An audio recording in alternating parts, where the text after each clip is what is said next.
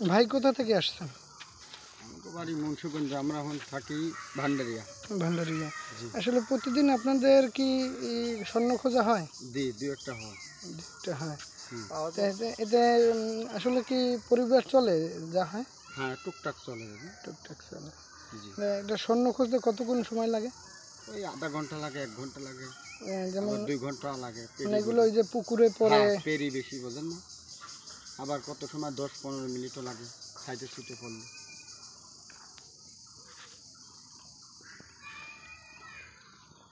এইটা দিয়ে কি করেন?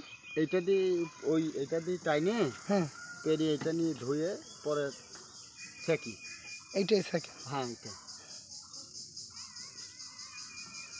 ঠিক আছে। হ্যাঁ।